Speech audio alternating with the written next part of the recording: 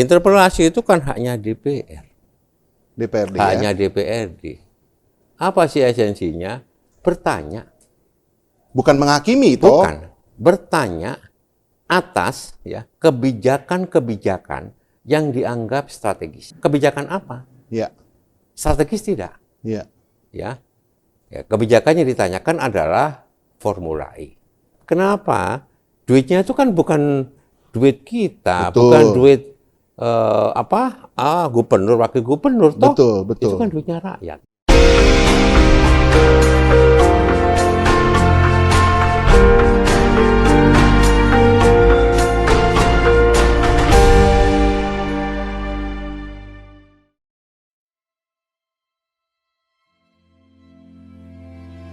Berbicara tentang kepemimpinan, maka ada banyak kalangan yang mendefinisikan kepemimpinan itu secara bervariasi.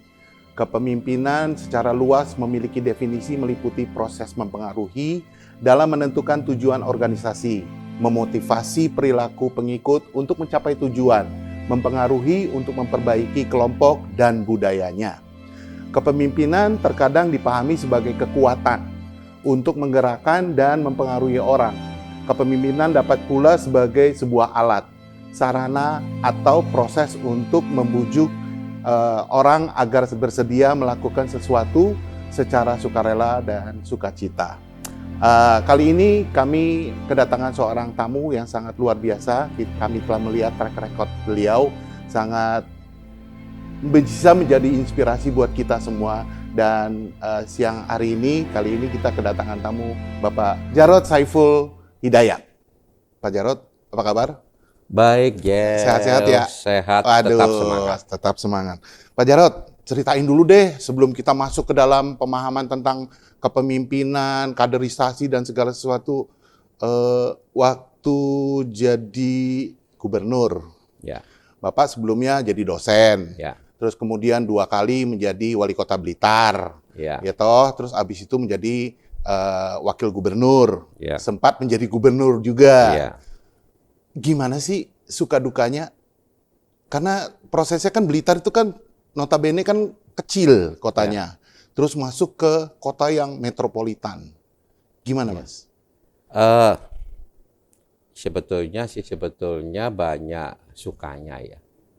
Ya, kita itu semakin tantangan itu besar. Semakin besar tantangan, maka kita akan semakin bersemangat. Adrenalin kita akan meningkat ya, secara otomatis ketika tantangannya itu besar. Blitar itu penting, sangat penting, kota Blitar, karena di sana dimakamkan Bung Karno, proklamator Bapak Bangsa kita. Ya, itu juga punya tantangan. Ya. Kemudian ditugaskan oleh Ibu Mega di Jakarta sebagai wakil gubernur, itu juga ada tantangan.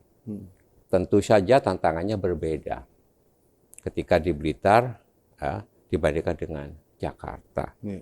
Jeffrey, sebetulnya tadi sudah sebut saya pernah menjadi dosen. Ya. Saya di usia 27 tahun itu sudah ditugaskan sebagai wakil dekan. Wow. Usia 29 tahun, saya ditugaskan sebagai dekan satu fakultas dan harus memimpin ya banyak orang, terutama termasuk orang-orang yang jauh lebih tua daripada kita, yang muda tua ya. Sehingga kalau kau tadi bicara tentang kepemimpinan, itu juga membutuhkan satu proses panjang. Kepemimpinan yang ada pada seseorang itu tidak bisa instan. Betul. Dia harus melalui berbagai macam pengalaman, melalui berbagai macam tantangan dan rintangan. Dia harus melalui berbagai macam ya rasa suka dan duka, keberhasilan dan kegagalan. Ya, itu yang membuat semuanya ini tadi sudah betul bahwa kepemimpinan itu dibentuk by proses. Ya, by proses. Oleh karena itu, ya saya menikmati dan saya bersyukur betul ya diberikan amanah penugasan, di mana penugasan itu harus dipertanggungjawabkan dengan sebaik-baiknya. Ya. Bukan hanya kepada yang memberikan tugas, tetapi juga kepada anggota organisasi atau warga atau masyarakat yang kita pimpin. Ya, betul. Lebih daripada itu, lebih tinggi daripada itu, kita juga harus bertanggung jawab, mempertanggungjawabkan kepada Tuhan Yang Maha Esa. Setuju. Waktu dari Blitar langsung ke Jakarta, ada nggak rasa kayak canggung, gue mesti ngapain gitu loh Mas? Karena kan terus terang aja ya, Blitar dengan Jakarta jauh berbeda gitu loh. Adaptasinya juga perlu waktu. Seperti yang Mas Jarod bilang, harus ada segala sesuatu ada proses gitu loh. Itu melakukan adjustment-nya lama nggak Mas? Maksud lu ketika dikasih tugas sebagai wakil gubernur? Betul. Oke. Ya, agak kaget juga. Butuh adaptasi. Iya. Ya, untuk bisa memotret, Iya. memahami, memetakan persoalan-persoalan yang ada di Jakarta, yang tentunya jauh lebih kompleks Iya, dibandingkan dengan di Blitar. Contoh ya, suatu ketika saya waktu di Blitar itu kan kota kecil, jadi kemana-mana itu kita sering naik sepeda. Iya. Ya, misalnya belusukan gitu ya. Tapi betul. dulu kan nggak dikenal belusukan. Pokoknya kita sering kali naik sepeda ya untuk meninjau berbagai macam program dan persoalan masyarakat. Betul. Kan gitu kan. Kemudian kita naik sepeda motor juga. Iya. Pindah di Jakarta menjadi wakil gubernur, kebiasaan itu masih melekat. Naik sepeda motor, naik sepeda. Naik sepeda kan gitu kan. Mana-mana naik motor gitu kan. Ya. Satu ketika saya ditelepon sama Pak Ahok. Oke. Dia bilang, Mas, ini Jakarta Mas. Ini jangan Blitar, bukan Blitar. Jakarta ini kalau naik sepeda motor ya boleh juga, tapi hati-hati Mas, gitu kan. Betul. Beda gitu. Oh iya ya ini Jakarta ya. Tetapi apa? Tetapi saya sampaikan pada Pak Ahok bahwa oke, sekali waktu saya pasti harus naik motor. Motor ya. Naik motor ya. Nah, dan sekali waktu saya juga harus naik sepeda. Iya. Nah, ya dari rumah minimal dari rumah dinas ke kantor gitu ya. Betul. Satu. Yang kedua, di Jakarta ini APBD-nya kan gede. Iya. Nah, kita kaget juga kan. Wah, besar kali. Ngurusin uang segitu besar ya. Banyak. Terus kita melihat birokrasi di Jakarta. Waduh. Iya. Kompleks besar. Betul. Terus saya pelajari juga persoalan-persoalan yang menyangkut masalah pelayanan, ya, kemudian menyangkut masalah performance birokrasi. Saya lihat, waduh, banyak yang terkena kasus. Iya, betul. Ya toh, kasus hukum, Iya. penjara. Maka kita diskusi sama Pak Ahok ya, kita harus bangun birokrasi yang betul-betul bersih, yang betul-betul transparan, dan harus kita gunakan teknologi. Iya, betul. Nah, ya, e-government. E-government kembangkan situ ya.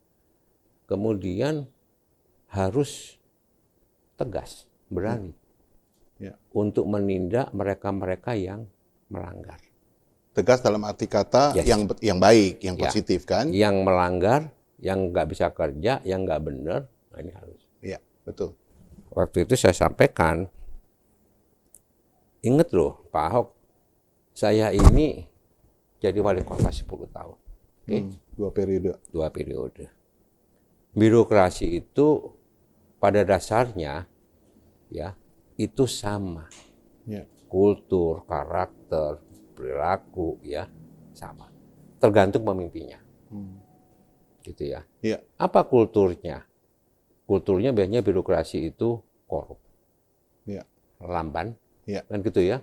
Tidak punya inisiatif, ya. Motivasinya rendah. Terus terlampau gebuk.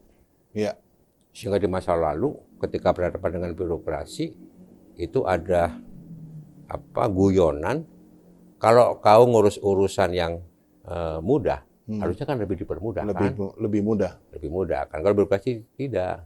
Ya, yang mudah kita persulit. Jadi sulit. Pertili-tili. Harusnya birokrasi itu yang sulit dibikin mudah. Nah, kan gitu ya. Saya bilang, saya memimpin Jakarta, Blitar 10 tahun. Kamu boleh cek aja, saya bilang gitu ya. Lu boleh cek sana.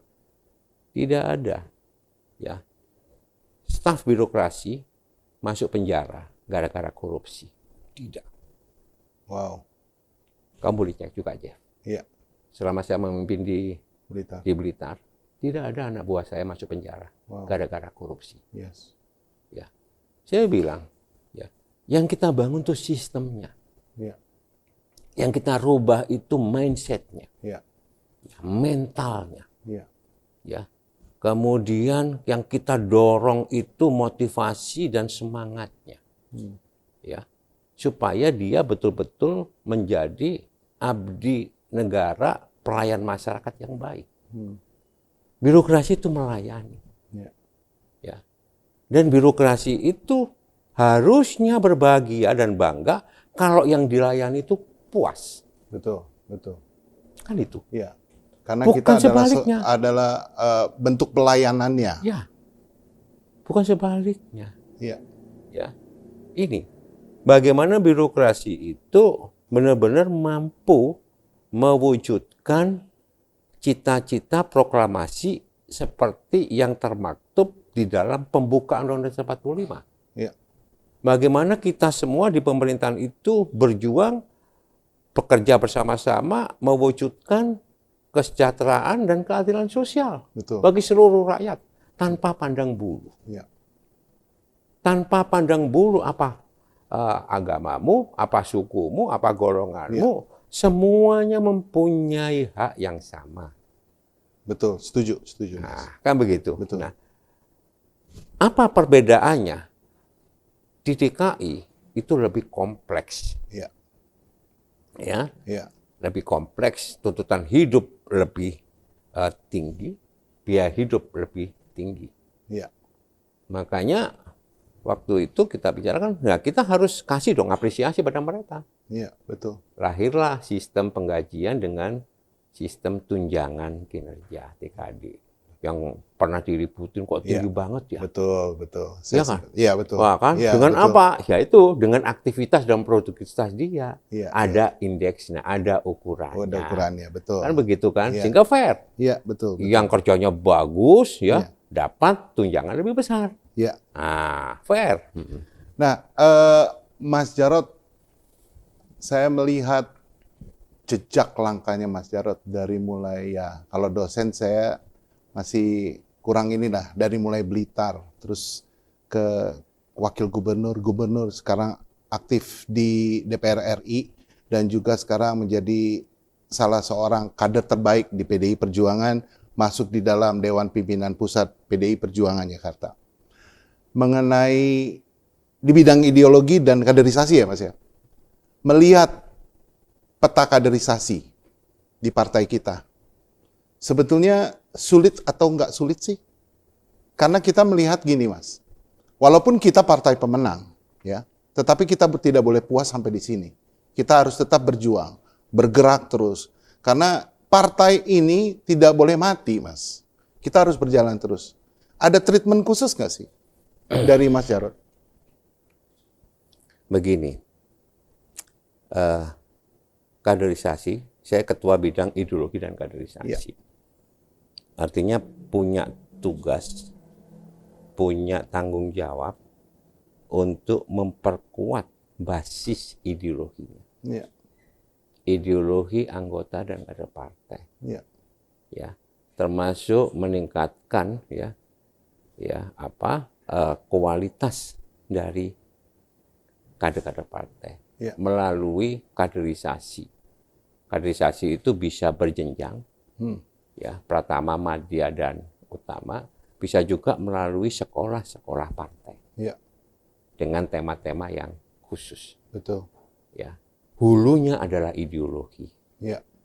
Ideologi Pancasila, seperti yang disampaikan oleh Bung Karno pada kelahirannya 1 Juni 1945. Ya, itu hulunya. Ya. Nah, sekarang tantangannya apa? ketika kita bicara masalah kaderisasi, kita bicara masalah ideologi, yang kita isi adalah jiwanya. Betul, setuju Betul, saya. Betul. Karakternya, Iya. jiwanya. Jiwa seorang kader, jiwa seorang anggota partai yang namanya PDI Perjuangan. Jiwanya yang dibangun. Iya. Kita ingin kader kita, berusaha kader kita itu supaya jiwanya tidak kosong. Iya. Sehingga dia mudah diombang-ambingkan oleh berbagai macam ya pengaruh-pengaruh ideologi dari luar yang bertentangan dengan Pancasila. Diisi jiwanya. Nah, tantangan kedua apa? Bung Karno pernah bilang ini, Jeff. Dia sampaikan. Satu bangsa ketika memasuki masa nation building dan karakter building, biasanya nilai idealismenya menjadi turun. Ya. Kita masih proses nation and character building. Ya. Seringkali bangsa yang mengalami seperti ini idealisme turun. Idealismenya digantikan dengan munculnya egocentrism. Ya. Muncullah aku-sentrism. Ya. Kalau dulu kita ketika berjuang membangun bangsa ini, ya, jiwa pengabdian kita adalah untuk semua. Ya. Kita untuk kita semua. Ya. Sekarang berbeda. Aku untuk aku. Kita untuk aku. Mereka ya berlomba-lomba misalnya memperkaya dirinya sendiri. Menjadikan populer dirinya sendiri. Akulah yang paling hebat. Ya. Ya. Mereka yang sudah seperti itu, goyah seperti itu, pingin diistimewakan. Betul. Setuju saya. Betul lah? Betul. Nah, ini adalah tantangan kita. Ya. Kalau sudah seperti ini, maka jiwanya ini yang kosong. Oleh karena itu, Bung Karno selalu sampaikan, nation building itu tidak boleh dilepaskan dengan karakter building. Ya. Dan ini membutuhkan revolusi mental. Ingat. Betul. Itu sudah disampaikan Bung Karno tahun 57. Wow. Yang sekarang ini populerkan, dikembangkan, dibangkitkan kembali. Ya. Revolusi mental. Oleh Bung Karno, revolusi mental. Ya. Itu sampaikan. Dengan melalui apa? Bung Karno bilang, maka kita harus berubah. Ya. Menyucikan jiwa kita dengan gerakan pola hidup baru. Nah, ini Bung Karno. Luar biasa ya. Nah, ini. Maka daripada itu, ya, saya cuma pesan aja sama kita semua ya, mari kita tetap belajar dari sejarah. Pemikiran Soekarno ini melampaui zamannya. Betul, betul, betul. Ya. Betul. Ini sebagai contoh ya. Iya. Ini sebagai contoh. Karena saya juga bisa melihat bahwa pidato-pidato beliau, quote-quote beliau itu memang bukan pada waktu itu dia berbicara, tetapi beliau berbicara untuk 10 tahun, 20 tahun ke depan gitu, untuk generasi penerus gitu loh.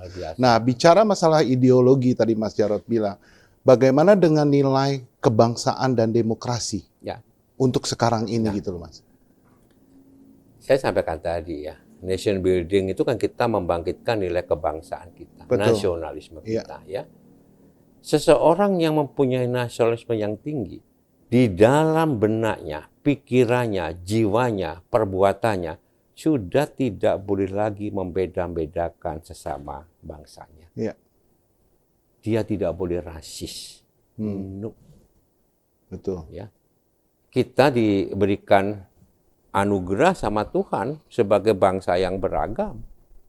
Ya, dan kita sudah bersumpah, Jeffrey dari Maluku, saya dari Jawa, kita bersaudara. Ya, betul. Sesama warga bangsa Indonesia. Ya, betul. Ya, itu nasionalisme kita. Ya, jadi ini harus kita bangun. Kita memang berbeda, tetapi kita satu, Bhinneka Tunggal Ika. Ya. Oleh sebab itu, ya, di dalam demokrasi yang seperti tadi kau sampaikan, salah satu esensi dalam demokrasi adalah adanya toleransi. Harus ya itu. Harus ada toleransi. Kalau enggak demokrasi. Itu bukan tapi kan demokrasi. kalau dilihat kan sekarang demokrasi udah mulai bergeser tuh, nah, Mas. Itulah demokrasi itu kan alat. Dia bukan tujuan. Kamu berdemokrasi untuk apa? Tujuanmu apa? Iya. Tujuannya kan bagaimana mewujudkan kesejahteraan rakyat. Betul. Bagaimana mewujudkan keadilan sosial. Betul. Bagaimana kita bisa memperjuangkan amanat penderitaan rakyat. Betul tidak? Betul. Bukan kemudian kita berdebat hal-hal yang tidak prinsip hanya untuk kepentingan aku. Iya, betul. Oleh sebab itu ada toleransi. Yes. Setuju begitu ke sono. Ya. Tanpa ada toleransi, itu bukan demokrasi. Ya, bukan demokrasi. Itu penyimpangan ya dari demokrasi yang sangat fatal. Kenapa?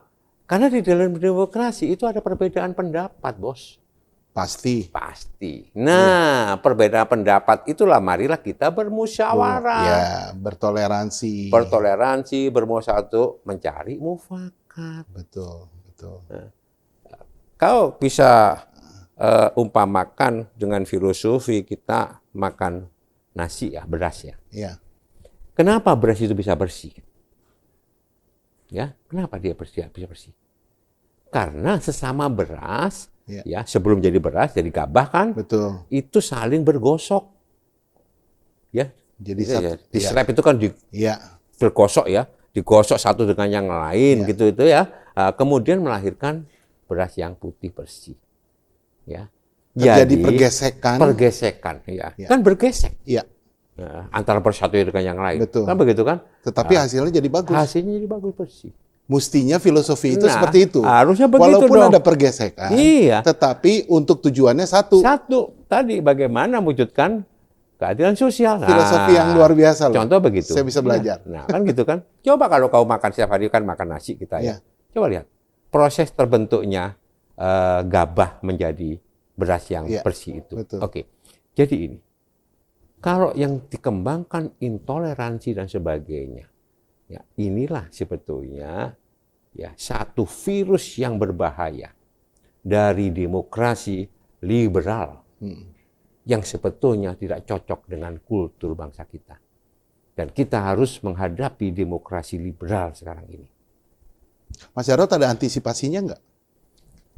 Ya antisipasinya sih dengan kaderisasi karena kan kita tadi. Karena kan kita bicara masalah demokrasi, intoleransi. Tapi kan kita harus ada resepnya, Mas. Selain daripada jiwa yang tadi yang kita mesti fill in, harus kita penuhi di dalam jiwa kita, kebangsaan, nasionalisme, dan segala sesuatu. Ada resep lain nggak? Karena terus terang banyak sekali intoleransi ini muncul karena adanya perkembangan media. Itu salah satu faktor. Ini menurut saya loh, Mas Jarod ya. Sehingga orang menyerapnya, oh ya begini, termakan. Ada nggak kira-kira resepnya? Begini, resep ini kan sudah diterapkan di partai kita, Jeff. Pasti. Oleh Ibu Ketua Umum. Betul. Ya, Ibu Mega. Luar biasa. Apa resepnya? Mari kita kembangkan di partai kita. Ketika di dalam proses demokrasi pemilihan pengurus partai, itu menggunakan demokrasi terpimpin. Betul. Nggak ada lagi geger-geger. Iya. Terpimpin. Ya. Iya. Bermusyawarah kalian. Iya. Ya. Betul. Nah, dalam di demokrasi terpimpin tentu ada perangkatnya. Ada sistemnya. Iya, betul. Ya. Pengusulan dari bawah dan Ibu Ketua Umum kemudian membangun satu sistem semua kader itu harus di fit and proper. Ya. Ya kan? Dilihat juga track record-nya. Jejak-jejak lain kayak gitu. Nah, dengan begitu kita punya peta. Dipilihlah 3 orang. Di dalam pemilihan ketua DPC, DPD, kan gitu kan? Betul. 3 orang. Bermusyawarah kau. Ada mekanismenya. Itu salah satu resep. Demokrasi terpimpin. Demokrasi yang betul-betul mengutamakan moralitas. Ya, morality menjadi penting. Betul. Nah, sekarang banyak yang ambruk, moralnya udah mulai ambles. Saya merasakan juga itu. Nah, dengan cara seperti itu kalau di partai kita, ya terjadi nggak geger-geger, gontok-gontokan, main duit, lempar-lemparan kursi ketika waktu konferensi, konferensi cabang, konferensi daerah, Udah. Ya. Nah, ini rupanya sudah mulai dicontoh oleh partai-partai yang lain. Itu yang dikembangkan oleh PDI Perjuangan. Oke, itu di dalam lingkup partai kita. Sekarang bagaimana dengan masyarakat luas? Masyarakat luas Indonesia lah. Ya. Kalau menurut saya, sistem politik kita itu harus dievaluasi dan dikoreksi. Oh, I see. Sistem politik kita ini, ya sekarang ini, ya itu membutuhkan ongkos yang sangat mahal. Iya. Ya kan? Betul. Betul tidak? Betul. Nah, kenapa? Karena yang dipakai adalah tadi sistem demokrasi liberal yang tidak sesuai dengan kultur kita. Coba. Ini terjadi. Kemudian yang terjadi adalah kebebasan yang berlebihan. Kebebasan ngomong, kebebasan kritik, kebebasan mengejek, kebebasan menghina. Iya, betul. Itu yang bilang tadi di media sosial. Iya. Ya kan? Iya. Semuanya bebas. Betul. Ya terbuka kan? semua. Terbuka semuanya. Ini luar biasa enggak? Semuanya boleh. Semuanya boleh. Inilah yang saya sebut dengan demokrasi yang kebablasan. Iya. Saling ejek, saling hina. Kita khawatir bangsa kita ini terjebak untuk merobek-robek dirinya sendiri. Terjadi. Kayaknya sekarang sudah mulai ke arah situ tuh, Mas. Makanya justru kita tuh harus terus mengedukasi masyarakat. Nah, gitu betul. Loh. Itulah tantangan kita ke depan. Iya. Kalau kita bicara masalah kebangsaan kita ya. Coba. Semuanya boleh dikritik. Yang apa yang tidak boleh dikritik? Yang tidak boleh dikritik kebebasan itu sendiri. Oh, marah itu. Iya, betul. Oh, iya toh? Iya, betul. Gila enggak? Coba terjadi. Kita khawatir gitu ya, kita mengarah kepada bangsa yang tadi merobek-robek diri. Berbahaya. Saya mau makan begini ya. Demokrasi ya tadi Yo bilang ya. Iya. Ya. Itu kan dilaksanakan kayak negara ya. Negara itu wilayah kita ini Sabang sampai Merauke, Miangas sampai Pulau Rote, itu kan kayak wadah ya. Betul. Isinya apa? Isinya ya rakyat dong. Kita semua dong. Betul. Nah, bagaimana demokrasi itu harus memperkuat wadah ini supaya nggak pecah, ya, dan memperkuat jiwa rakyat supaya betul-betul dia bisa bersatu. Itu arahnya ke sana. Iya. Mas, tadi kan kita udah bicara nasionalisme, demokrasi, kepemimpinan. Nah, kembali kepada kepemimpinan dari sudut Mas Jarod sendiri. Pandangan sebagai seorang pemimpin itu apa sih? Dari sudut pandang Mas Jarod ya, karena kan kalau bicara pemimpin itu kan banyak sekali gitu, bervariasi gitu. Tapi dari Mas Jarod sendiri, ada resep khusus nggak?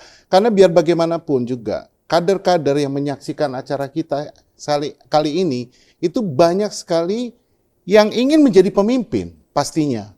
Tetapi mereka harus belajar menjadi pemimpin yang benar-benar sesuai dengan arahan jiwanya gitu. Walaupun peraturan itu pasti tetap ada, tetapi mereka tuh harus mengikuti sesuai dengan naluri di dalam jiwanya. Nah, kalau Mas Jarod menilai kepemimpinan Mas Jarod apa kira-kira?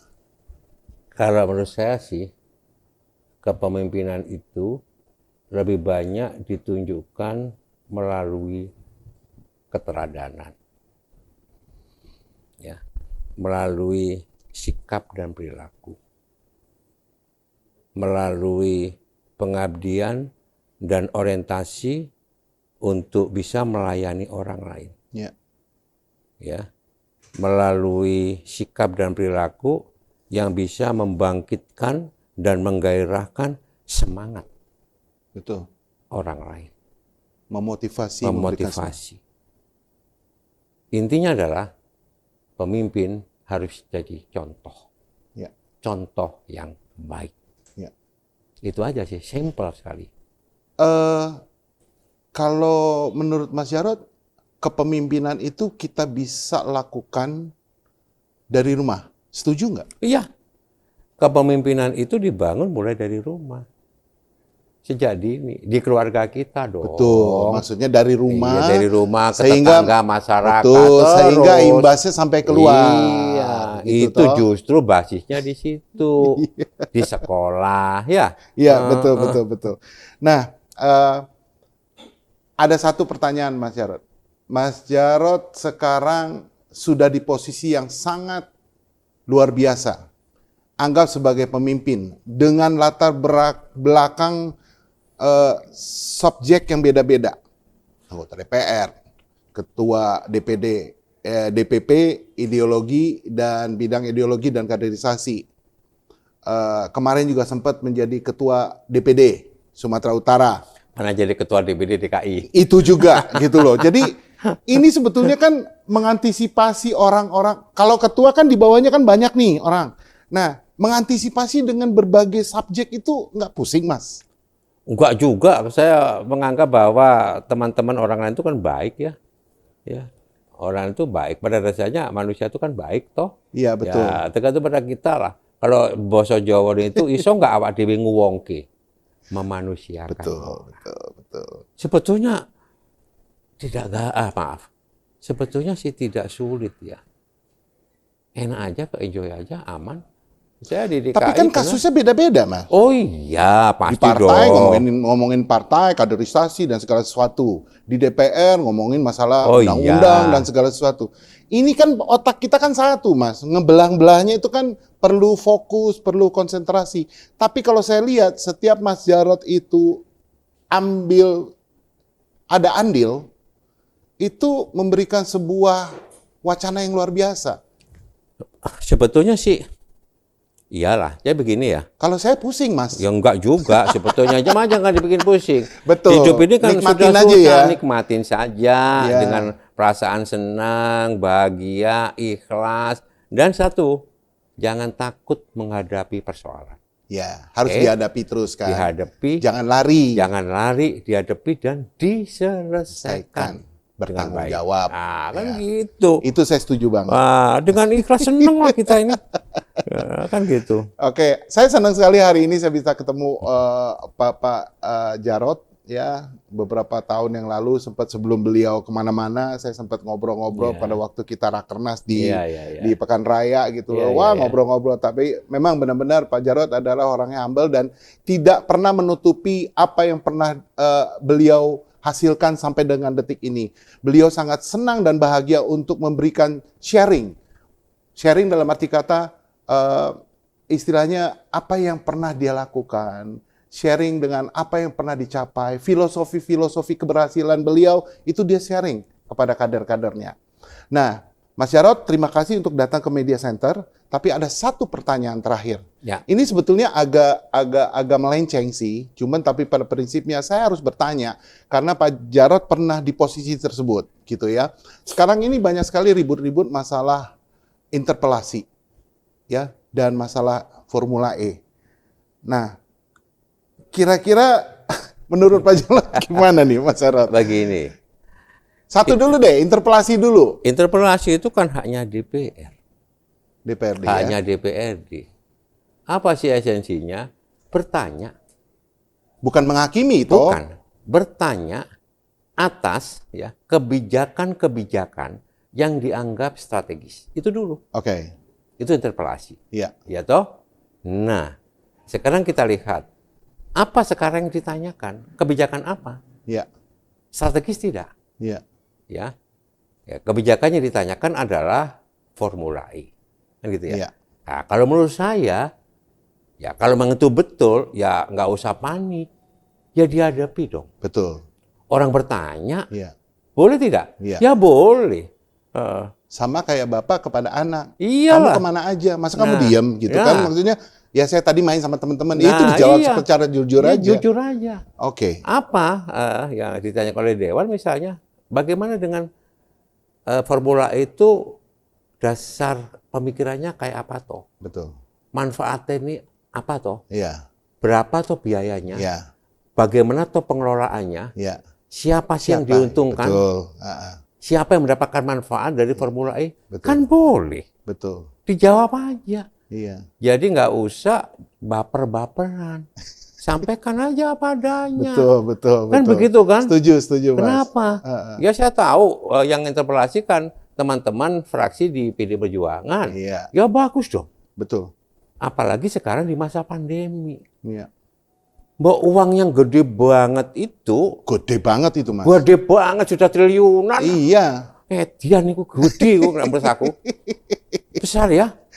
Itu besar sekali, Mas. Nah, itu bisa bangun sekolah hampir ratusan, Mas. Nah, kalau ini dialihkan yang langsung berhubungan dengan masyarakat, misalkan di masa pandemi ini, ya, membantu mereka-mereka yang sekolahnya susah, ya, nggak punya misalkan apa jaringan internet, bisa kasih pulsa, ya kan? Iya, betul. Dan betul. sebagainya. Iya. Itu kan lebih bermanfaat. Betul, saya setuju sekali. Dibandingkan balapan Formula E untuk gagah-gagahan, ya nggak? Iya. Terus siapa masalahnya yang nonton siapa, Mas? Satu yang nonton siapa? Iya. Terus manfaatnya bagi rakyat apa? Iya, dan saya dengar juga beberapa merek-merek mobil yang menjadi kompetisi di dalam Formula E juga banyak yang sudah mengundurkan diri karena masa pandemi ini gitu loh. Karena mereka juga lebih mengonsentrasikan mereknya, merek dagangnya untuk berdagang, bukan untuk kompetisi gitu kan. Artinya apa? Hati-hati, kebijakan ini yang diuntungkan siapa? Betul. Rakyat, pengusaha, atau pemegang merek. Betul. Kan begitu toh? Mau gampang aja. Betul, saya setuju sekali. Dan ya biarlah nanti ntar teman-teman di DPRD yang akan terus berjuang. Jadi kembalikan ke nurani mereka lah. Itulah yang terjadi yang tadi Mas Jarod bilang, pergesekan di beras. Ya kan? Untuk jadi satu tujuan baik. Ya, pergesekan itu tetap harus ada. Harus ada. Ya. Boleh silakan. Tapi solusinya biar kita sama-sama tahu, transparan, terbuka, jawaban yang baik gitu kan. Kenapa? Duitnya itu kan bukan duit kita, betul. Bukan duit gubernur, wakil gubernur, toh. Betul. Itu kan duitnya rakyat. Iya.